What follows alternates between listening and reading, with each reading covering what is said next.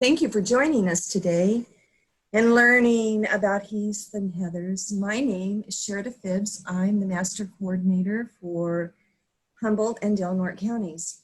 Our presenter today is Maria Krennick, and Maria has a passion for all things concerning gardening and a great love for Heaths and Heathers. Maria is a very busy lady, and she participates in various garden clubs and activities throughout our counties. Maria says she has an addiction to learning, which takes her in many, many directions. For me, I'm really excited today to learn more about Heaths and Heathers. A little bit about who the Master Gardeners are. We are, let me advance my screen here. We are volunteers, and we're trained and we're certified through the University of California's Cooperative Extension. We extend science-based educational services to our communities. And the four important focus areas for us are healthier plants, healthier environments, healthier gardens, which all contributes to healthier communities. Before I turn this over to Maria, I'd like to quickly address the questions you may have during our presentation. We're asking everyone to use the message chat box to type your questions, and at the end of the presentation, Maria will address your questions. And now for our presenter, Maria, I'm turning it over to you. Well, thank you, Sherida. And as the Master Gardeners get busier and busier this year, it's a pleasure to be able to participate in a program that HSU is helping us to put on by being able to connect with you all while we're in isolation, but we can still do a lot of learning in spite of that. And today we're going to learn about Heaths and Heathers. And you can see some pictures in front of your screen there of what they kind of look like, what we have sort of an image of, and you'll notice the color variation and all that stuff. But to go ahead, and we'll get started by discussing some of the topics that we're going to be looking over. And I'm hoping that we'll answer most of your questions as we go along. So what they are, where they come from, what they look like, what makes them special, where can I plant them, what do they need to grow well, and the different design uses, how do I care for them, and how do I get more are the topics that we're going to be discussing. So let's start with what are Heaths and Heathers? Well, they are in the family Ericaceae with three primary genuses: Calluna, Dabicia, and Ericaceae. That means they're in the same family, the Heath family, as rhododendrons and blueberries and other things that we're very familiar with, especially around here in Humboldt County and Del Norte County. They are an old plant group. There's a 90 million year old fossil record. That means they were here with the dinosaurs and before the big asteroid. So they've been around a while. Their native habitat is not just Scotland. That is a very romantic notion, but they actually are quite widespread, especially because the three genuses are spread in different areas of the world. So from the Arctic Circle, Norway and Sweden and such places, all the way to the southern tip of Africa, from the coastal areas around Ireland and Spain and France and the Mediterranean. And all of this geographic diversity contributes to their diversity, contributes to their adaptability, and contributes to the qualities that they can share with us in our gardens. Now, just as a matter of interest, there is a group of Ericas that are significantly different from what we call the hardy Heaths. So the hardy Heaths are the ones that are most knowledgeable to us, most known to us from the European area. And we also consider the hardy Heathers in that regard, as well as the Dabicia. but the South African Ericas are a distinct group and related, but we'll talk a little bit more about them in a little while. So just to give you a little bit of an insight into their habitats, Scotland, a beautiful picture of the heather in bloom and the heath in bloom on the Scottish Highlands. But look at what they can do in Norway and also in Spain and Madagascar. Sherda? Yeah. We can advance. Yes, advance. There we go. Spain and Madagascar as well. So they actually are very distinct. And here's South Africa as well. And you can notice the terrain there in South Africa. That's very distinctive for them. Now, let's start with Erica. The Ericas are, the hardy Ericas are known to us with their contrast in summer blooming ones and in winter blooming. The summer, an example of the summer one is on the left and the winter blooming on the right. And that may reflect the fact that they do cover the north and south hemispheres. Now the Erica species, with this map, you can kind of see where it's distributed. You can see that it's distributed from the Arctic Circle down through the Mediterranean and then has big populations in different areas of Africa and Madagascar. At the very tip there of Africa, you can see the rest of them. So a very easy to remember example is that Erica arborea actually grows on the slopes of Kilimanjaro there in Central Africa. But the greatest number of Erica species does exist in South Africa. And because of their terrain and such things, there's a lot going, there are a lot of different microclimates that they exist in. Here's an example of Erica arborea species on the right. That's what it looks like in full bloom. Estrella Gold on the left is a viable variety that you will see in the nurseries, and it's a beautiful shrub about 3 feet by 3 feet wide. Now, with the South Africans, here's the contrast that you can see, some really interesting bloom shapes and color shapes. And that is what attracts us to them. They're very, very showy, but they are less hardy in our gardens most of the time. But they're being used a lot now to hybridize with the South Africa, with the hardy Heaths, and seeing if we can come up with hardier plants with a greater diversity in bloom and color. So let's go on then to check out you can see a really nice contrast here between the hardy Heath and the South African Heath. Okay, we can go ahead. And so with Erica, there are many different varieties as well as many different species. And their species tend to be localized into where they're naturally distributed. They do have a variety of bloom periods, as I mentioned, and pretty much there's an Erica that blooms any given month of the year. There's a variety of bloom shapes as well to reflect the different types of species. Their colored foliage is not a big part of identifying them. They generally are green, maybe green-gray. There are a few colored foliages. As you can see in this photograph, the one in the foreground is Aurea, I believe, Erica Aurea, and it has yellow foliage that turns to orange and gold and also has a pink or lavender bloom there. And then behind it with the very dark pink flowers are another Erica that has a distinctive form that's different and also different way it carries its bloom. Generally, so the Kalunas are the ones that are known for their tremendous color variety of foliage.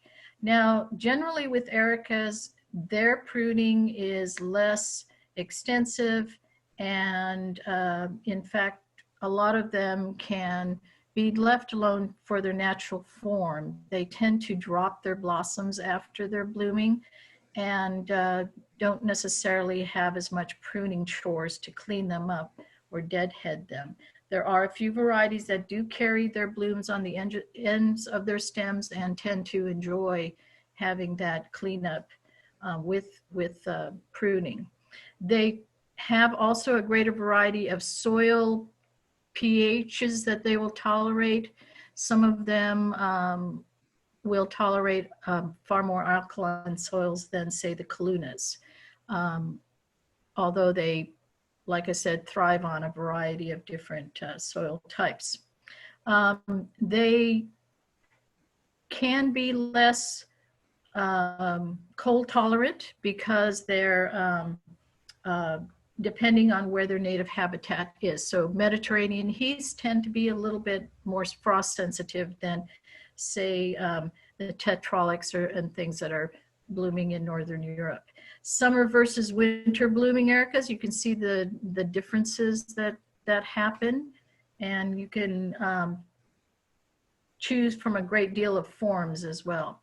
Now the Debetia is another one of the genuses. You can see this flower bulb is bigger and bulbous usually and carried at the end of the stem and tends to be a little sticky. And they have different forms as well. They tend to have even less foliage color than the Ericas and Kalunas, with only a few varieties that have variegated foliage. You can go ahead, and the Debetia is found mainly around coastal areas, extending up into Ireland and English coastal areas, French, Spanish coastal areas, and Portuguese coastal areas. They tend to be pretty tough, but don't like to really be in frozen areas. There are a few species and some hybrids, and then several varieties of a smaller group of plants. They're broader leaf, and as I said, the flowers tend to be more bulbous, but the leaves and things are also sticky, and some are pronounced very much more sticky than others. They tend to carry their blooms, as you can see in this picture, at the end of the stems. So a nice shearing usually takes care of cleaning them up. They will also tolerate a wider range of pH. A lot of varieties will keep on blooming until there's a super heavy frost. So I've had several years over these decades that my Debetias never stopped blooming, just carried through the winter. And with the little deadheading, sometimes even mid-season, you can get a longer bloom. Now, Calluna vulgaris is our third group and has the greatest diversity in foliage color and form as well. So we can go on to the next one. We're looking down at the Arctic pole, and you can see Europe there in the lower part of the graphic, with the Spanish peninsula, the Italian peninsula, and Norway and Sweden. And you can see the range for Calluna. It tends not to go below the Mediterranean, but it does have that widespread effect. It is very cold tolerant, and a lot of the Erica species will grow with it as well. And we can keep on going to the next one. There we go. It is a hardy heather, and we've already talked about its range. It does prefer acid pH soil. So our native soils here in Del Norte and Humboldt tend to be that way anyway. And so we don't usually have to worry about them thriving in it. Calluna vulgaris is the genus and species. There is only one species, but many, many varieties. 800 types. There are summer to fall bloomers generally, extending it sometimes from June until January. Only a few varieties do that. Many do exhibit wonderful foliage color changes as well as solid colors. But you can see here as example, Calluna vulgaris Shearston is one of my favorites. It's generally a dusky gray-green kind of foliage color, but in the spring, its new foliage color is, it's all its new growth will change from cream to pink to salmon, and then bloom again in spring. So with Calluna vulgaris, you can just see some of the varieties, not only in texture, but in the way the bloom is held. There are also things called bud bloomers where the flowers don't open up. And you can go ahead with this one too. The Calluna is the one that needs the most pruning. So we'll talk about pruning later. So what makes the Heaths and Heathers special? Well, they are beautiful, they are hardy, they're easy to take care of. There's tremendous variety of color and texture and form and bloom season. They tend to originate and thrive in habitats where competition with other plants is low because they are marginal and poor sites. But they still, because they're an old ecosystem, provide shelter and food for birds and bees and butterflies. And so it's in the wild heaths and moorlands of the Heaths and Heathers are a beautiful place to see nature, whether it's butterflies and bees taking advantage of the shelter and pollen and foliage, whatever. There's plenty there for all kinds of animals. Now, beauty is in four-season interest. They are evergreen. They are long-lived. They do have beautiful and bountiful bloom, generally from the deepest purples and burgundies to the softest of pinks and whites and off-whites. They have brilliant foliage color that just the spectrum of greens is amazing. Just the spectrum of grays is amazing. But they also have pinks and whites and coppers and golds and red that are also changing. So there's this kaleidoscope of effects going on in your garden all year round. Every few weeks you can see your garden change before your eyes. There's a variety of sizes, textures, and forms that you can utilize. They do have fragrance as well. Some are more elusive because the cold isn't there, but they can also be used for arrangements.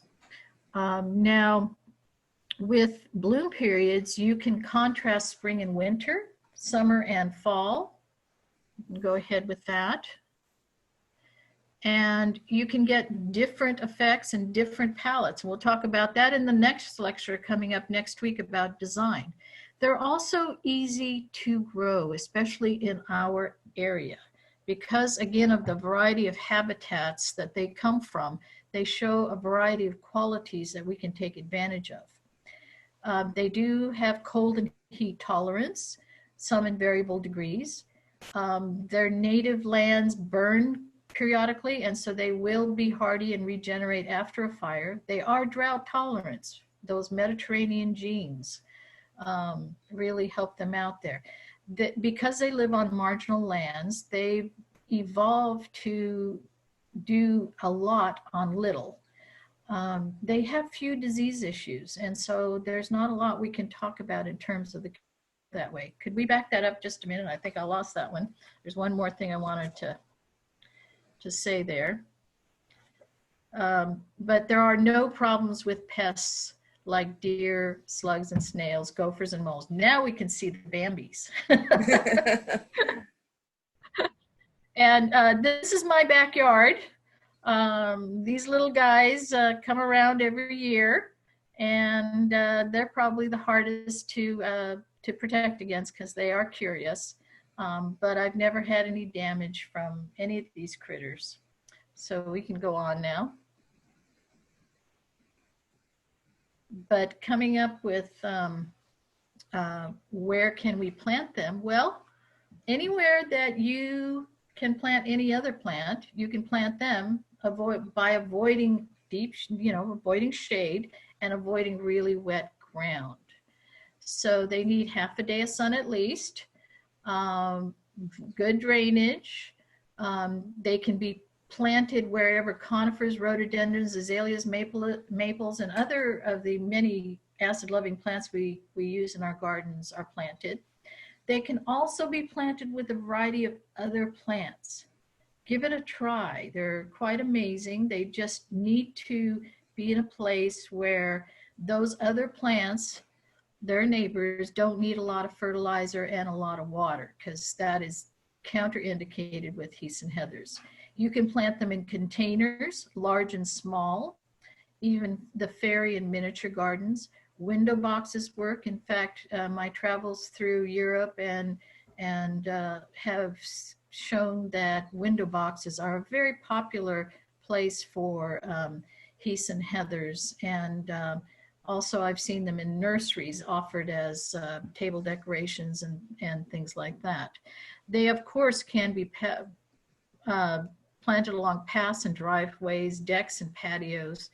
And they have a variety of styles that you can implant them into, whether it's Asian garden or woodland garden or a structured garden like a knot garden. And they do attract and maintain pollinator populations very well.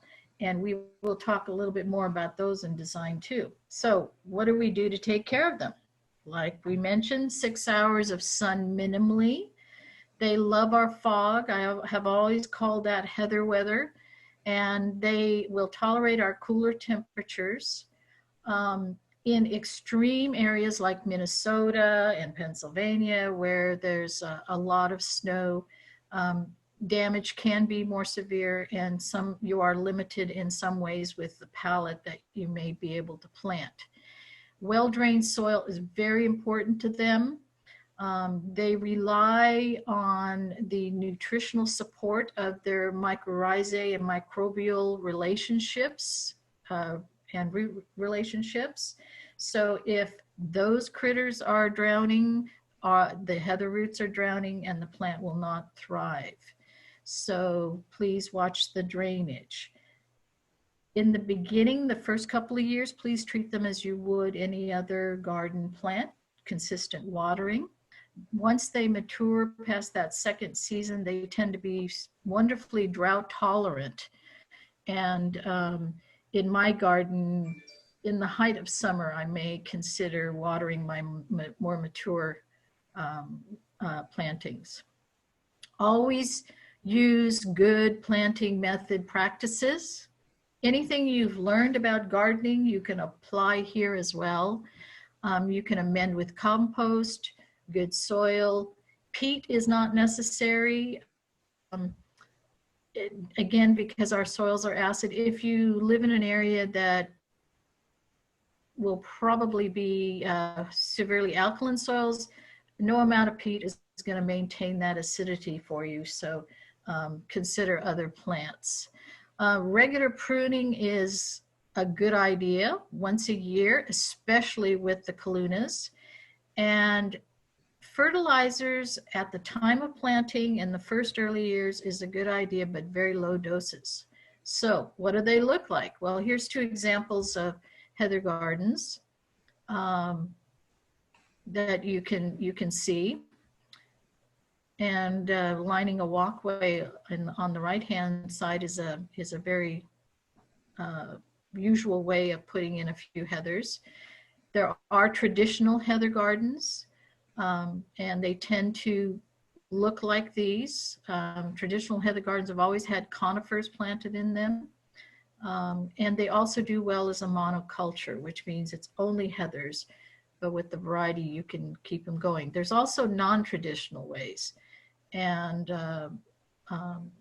on the left is an Asian style garden where they've replaced some of the green plants like low growing pines and conifers with heathers. and allow the color to go into the Asian garden a little bit more. And then you can also have a lot of fun with them, playing with their colors and sizes and textures. There's also, you can use them also in, if we can go forward eventually, huh? In containers and other applications. You can also use them with other plants. Like we mentioned, if there's a similar culture needs, they're easily adapted into any garden scheme locally. And again, it's the type of thing where if you have a plant that is heavily, needs heavy fertilizer and extra water, the heather is not going to be as good a companion for that. And so you can develop quite a mix of things. You can also use it to your advantage with your heather, with planting heather near your vegetable garden or anything else that needs pollination. And especially if you want to have a garden all year round, the heathers are a wonderful way to do that. Okay, so where are we going from here? We've along waterways and containers, and I think we're going to go into how to take care of them a little bit more. Planting the heather garden, after choosing a good site that's going to give you reasonable drainage, or can be created to give you reasonable drainage by mounding or containerizing, whatever, with enough soil to support a very shallow root system that the heathers have. They need that 6 to 8 hours of sun for good growth, especially in terms of good bloom. I have lots of microclimates on my property, and the ones that are in the most shade, even if it's 2 or 3 hours a day, will bloom, but will bloom sparingly. Also, the sun helps develop the colored foliage. Start out, do all your prep work up ahead. Front load your planting garden. Do the best to improve the drainage, get the best kind of soil you can, add compost or other materials. As I mentioned, peat is not necessary to add to the heather garden. They, I think on a practical way, they change their environment to suit themselves as well over time. Have a planting plan. Lay out your plants. After you've prepared your ground and you've got your plan, put your plants out, make sure they're where you're going to put them. The average heather, remember in your plan too, that if you're going to be pruning and you're going to be taking care of plants, always leave access to your garden as part of your plan. A little pathway, as narrow as it might be, is very important. Most of the heather and heath plants grow 3 by 3.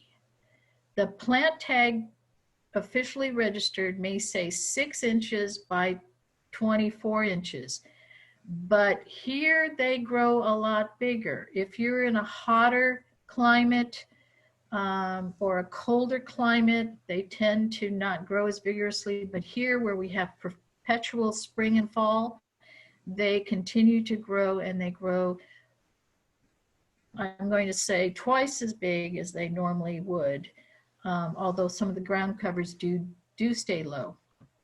So anticipate their growth to be 3 by 3 by year 5. And so give them enough room. Put mulch in between to help with the weeds, or put annuals in between if you're thinking that nothing's happening and you're going to have empty ground. It does worry some of us that there's empty ground. So you can compensate for the space, but believe me, the space is necessary for these plants, even though you're pruning every year. Water well and regularly for the first couple of seasons. Do not let them dry out. They put all their energy into growing roots. Once the roots are settled, they'll be fine. Now, watering is, to me, a personal thing for you to consider. I have used all kinds of watering things, watering systems with heaths and heathers. They all work. After year 3, 4, 5, you're not going to be watering very much. So you do need to be aware that when you have drip irrigation, that the drip system gets buried in a large heather garden. And if you also, and is less necessary as time goes on, but also the counterindication with drip irrigation is you need to move the drip emitter away from the crown of the plant, because that creates issues with the wood of the plant constantly getting soaked by an emitter system, especially since we tend to overwater in many cases. So I get away with overhead watering or soaker hoses in the beginning when there's space between plants, and then overhead watering or no watering at all as the plants mature. So the gardener chooses and should be aware of the pros and cons. Using compost or low dose organic fertilizer for acid loving plants, or any formula that doesn't blast the heathers with nitrogen is acceptable, and it's good to be used at planting time. And since the heaths and heathers grow in the spring, have growth spurts in the spring and the fall, you can use a little fertilizer each of those times in the early years to help them along. But frankly, they do just as fine with no fertilizer as well. Mulch, very important, mulch with bark. Now here's mulch with bark or whatever you have available. Now this is, these are pictures of my garden over 20 years ago. I accentuated the slight slope I had and created a sitting wall because I have a large green expanse in front of my home that the dogs and the kids could run around in. So I wanted a place to sit. And so we did that. And the plants on the right, they were that small. They were a lot of 2-inch plants. That very large table-sized boulder that's behind that is totally buried in the plants. After about 10 years, it was certainly grown in and being maintained as a mature garden. And now it is a very mature garden. And I find that pruning every 2 or 3 years is about what I manage with this jungle. But as you can see, some of the plants are 6 to 8 feet tall. That's the variety of plants you have. So let's talk about pruning, because that's the major way to maintain the heather garden once it's growing and settled. Usually done once a year after bloom. And because they have different bloom periods, you have to decide how you're going to tackle that. Are you going to tackle each set of plants after they bloom throughout the year?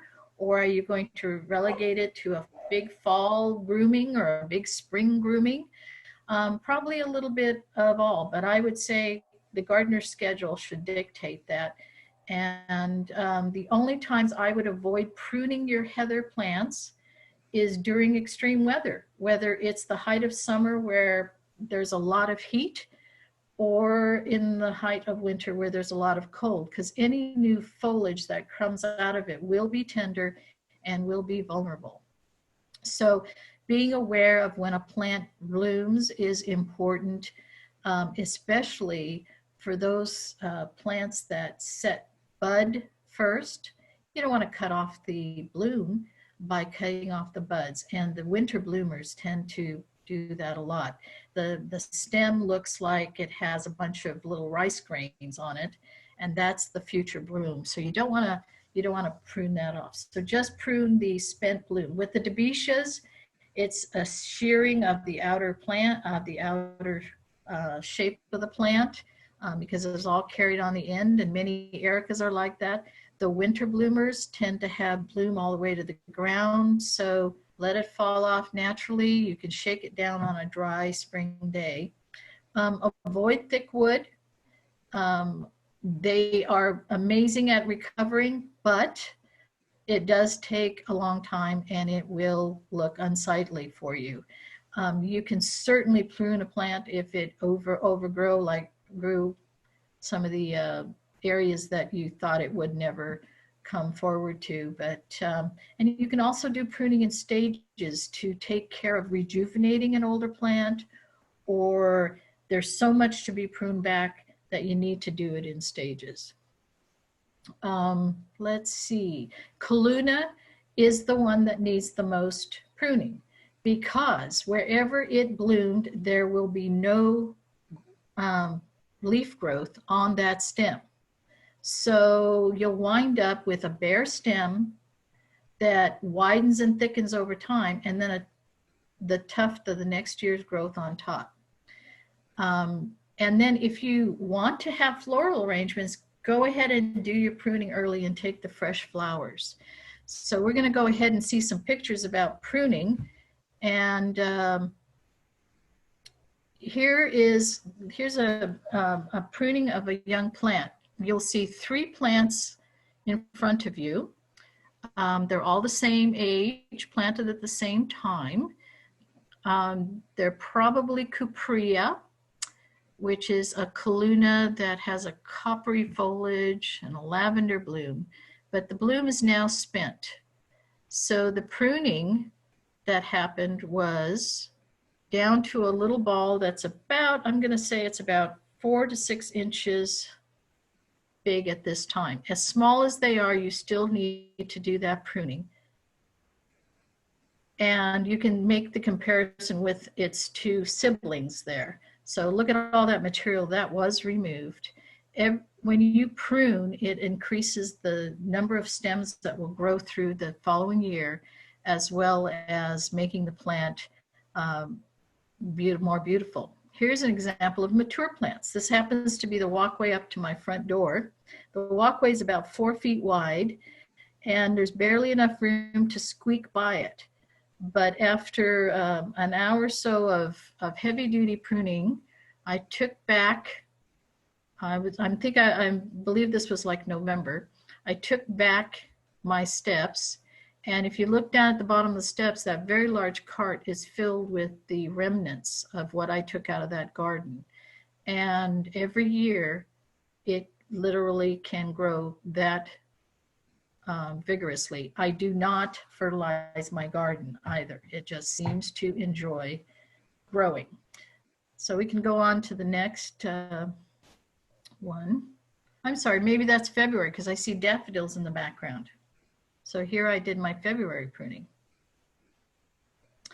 So I don't know how well you'll be able to see this, but we're talking about the Kalunas. If you look at the left picture, you'll see a tuft of foliage and the two little branches that are bare. That's what happens to Kalunas. That was last year's bloom, and it didn't get pruned off. And so then this year's growth started, and it's blooming on the tip. So when I cut that back, you see it, the plant, and it's not fully pruned. The plant hardly looks like it lost anything, but it did, will respond significantly to that, just that amount of pruning. On the right, you'll see a beautiful, actually, Fortuna garden that was pruned. This was fall. You can tell that there were no leaves on the trees here. So this is a fall pruning, quite beautifully done.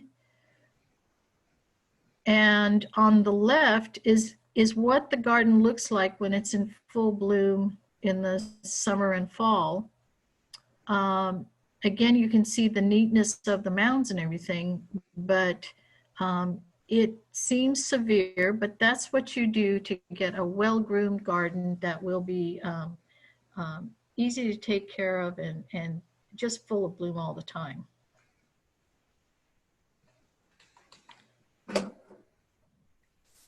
Did I lose you, Sherida? No, you didn't. Oh, okay. I turned my video off, hoping it would be quicker. Oh, so. make it go faster?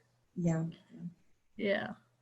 I'm hoping you all are still out there. We're going to go on to some other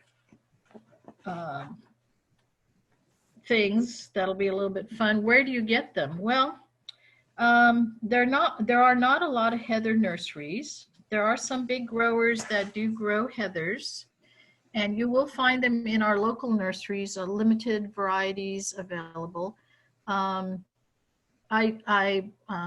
as a disclaimer, I did have a heather nursery for a long time and I maintained 600 varieties, but I did have to retire last year because I'm getting old and wanted to travel and have fun. So it got a little complicated. You will in your garden find spontaneous seedlings and cuttings, prunings that you've left in the ground and have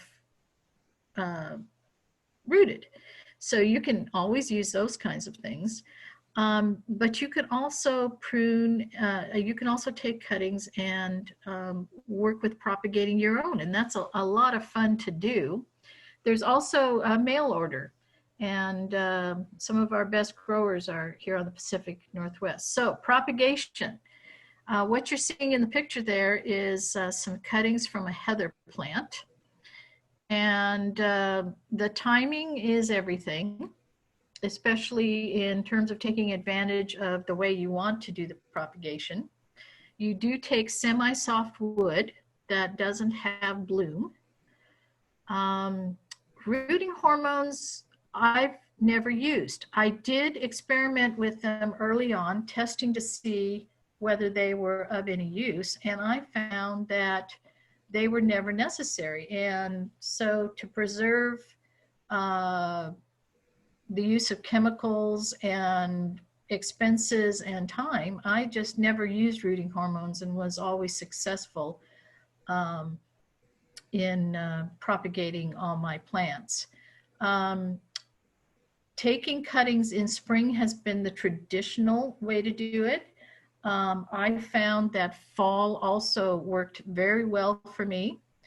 3 to 5 year old plants have the most vigorous cuttings to be used, but you can take cuttings from any aged plant with varying degrees of success. But I chose to do fall because I took advantage of the cooler temperatures and the higher humidities because the plants and their cuttings were hardy enough to overwinter. And therefore I didn't have to use equipment to cool greenhouses or heating pads to keep them warm or anything of that nature. So it was very simple. Always use a sterile medium that's pre-soaked. So when you're taking the cuttings, you can stick them, as the term goes, into the already moistened soil. 1 inch to 3 inch cuttings are good. Some plants are miniatures, and so they tend to be smaller cuttings, and I would, that's a whole nother conversation. Some plants are a little bit taller. You can strip or not strip foliage from the plant cutting, depending on your desire. Generally, I didn't. It wasn't necessary to have an exposed stem. Some people prefer to stick at an angle as versus up and down, supposedly to expose it, but I've done it all which ways, and if the plant is going to root, it's going to root. I tended to use a propagation system that had 3 trays and a hood. The bottom tray was could hold water. It was not perforated. The secondary tray was perforated and held perlite for me.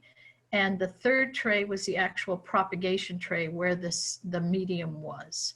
And the cuttings went into that and then were covered with a clear plastic vented hood, meaning it could be, there were holes in it to allow ventilation. Put it in a cool shaded spot. I kept them in my greenhouses over the winter. They had no special treatment, but they were sitting on a gravel floor, which I think tended to modulate the temperature a little bit. And the larger hoop house had plastic covering, so it wasn't extreme cold at all times. You want to keep the cuttings moist to give them an opportunity to root, and that's why I would feed water into the bottom tray, and it would get absorbed through the perlite for the cutting. Don't overhead water your cuttings. They tend to create more damp problems and damping off problems. Because I kept them outside without heat, I tended to have less fungal issues than most. They are slow to root. There is definitely a race between rooting and the total desiccation of the cutting.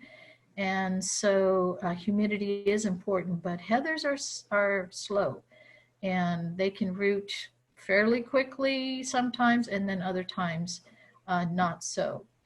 Once they mature, and that tended to be once the roots were of a decent size, and they can be maintained in the cutting medium for 3 months or so, even more. And that medium is, by the way, 50% perlite and 50% peat moss. This is the one area that I did prefer to use actual peat moss for the plants.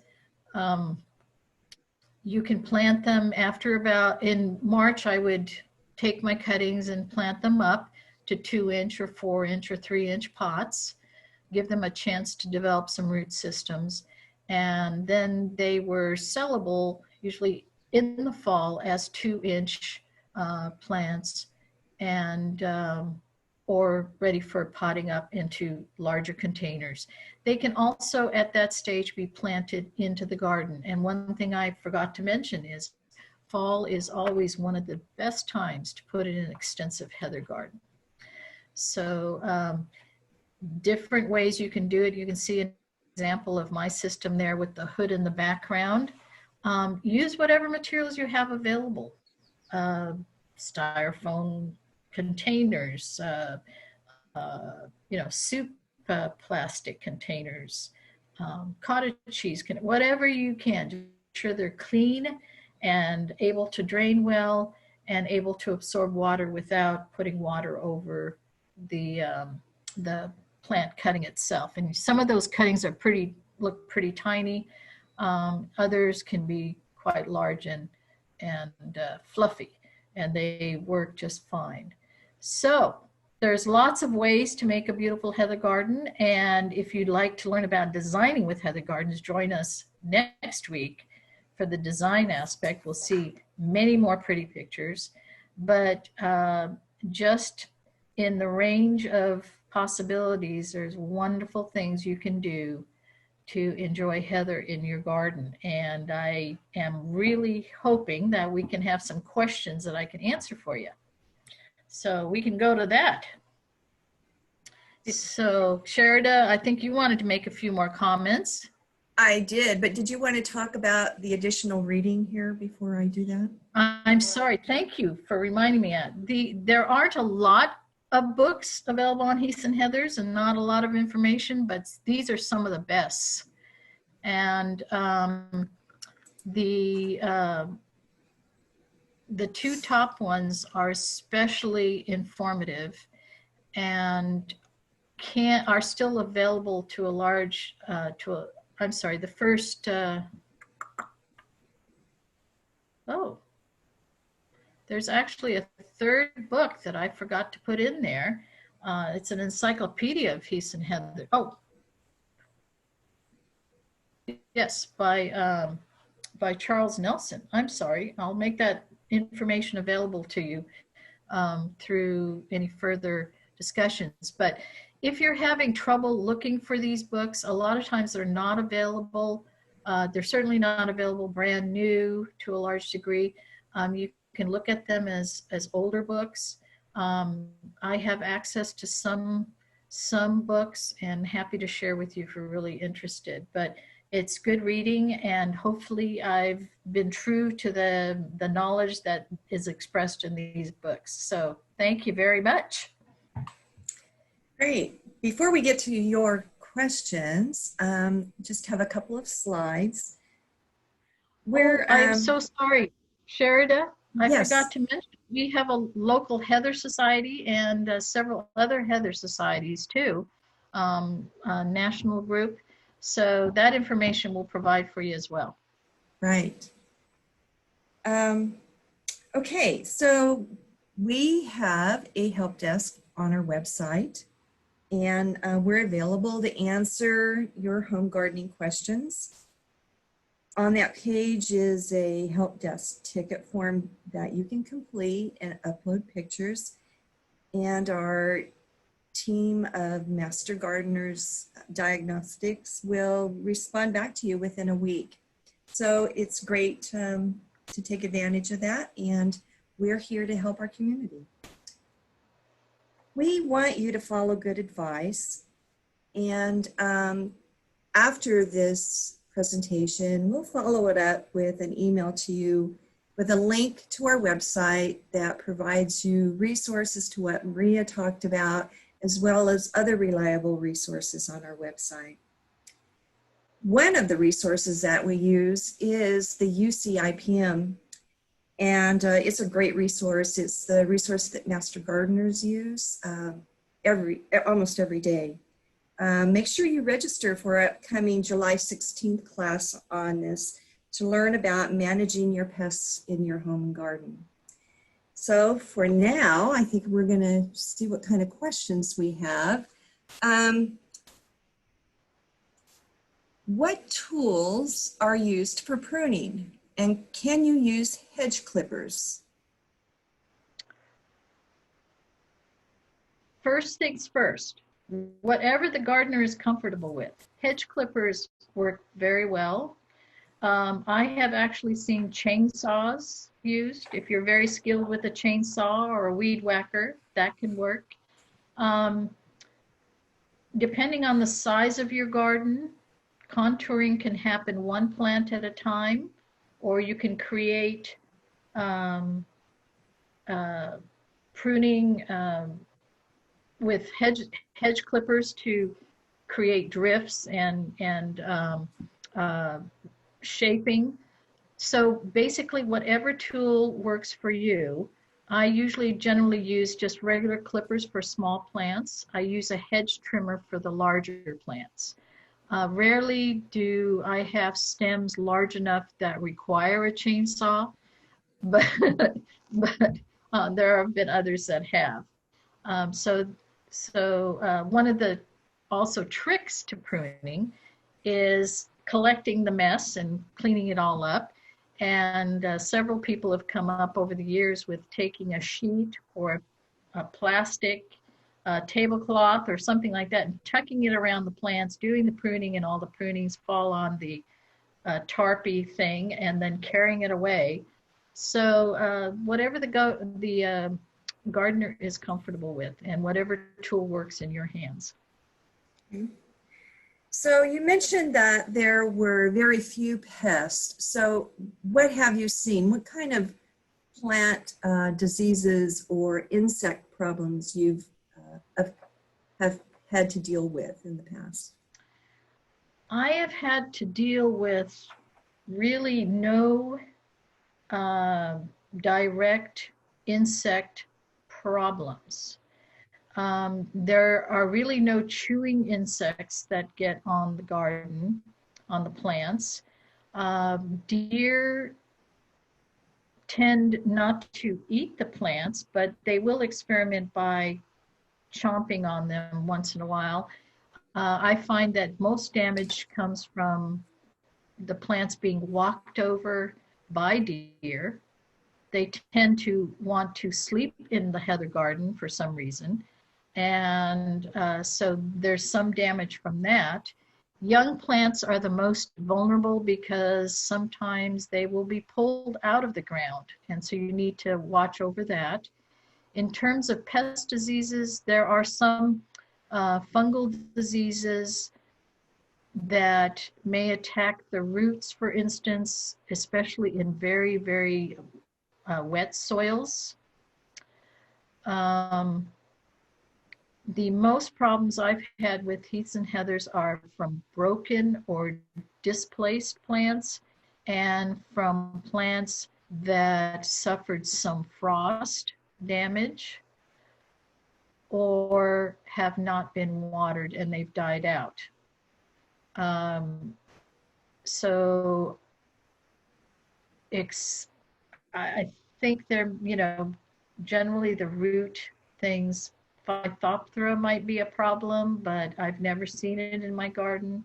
I've never seen it in the nursery. Um, so literally, there are really no pests over these past 25 years that I've actually seen do any significant damage. Even gophers and moles, um, their damage has been so minimal that the plant seems to survive it. Wow. They're just absolutely beautiful, and to know that they're almost trouble-free, except for just cultural maintenance of, you know, doing some annual pruning. It makes it It an makes it ideal very landscape. Yeah, very attractive. pretty. Well, Maria, I don't know about anybody else, but I sure learned a lot, and I really thank you for all of this excellent information. If Well, anybody has there's always a lot to learn. if anybody has any additional questions, please type it in to our help desk ticket, and we'll include those questions and answers in the section of virtual classes where we will be posting this recorded presentation. So thank you for joining us today, and we look forward to you participating with our upcoming classes. Our next one, Maria, next week we'll be talking about designing with the Heaths and Heathers. Of course, I mentioned the IPM class coming up, and we also have a class with success with houseplants.